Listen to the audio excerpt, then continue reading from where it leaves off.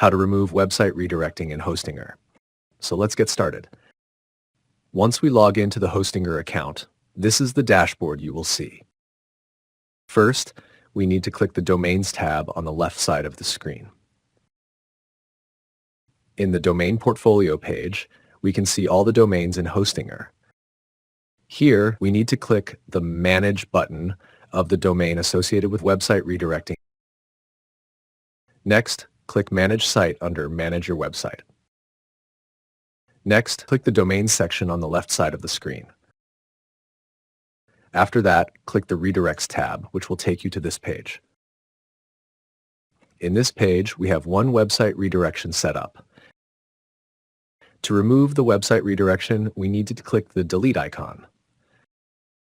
Then confirm the redirect deletion in the pop-up window. With this, we have come to the end of this video.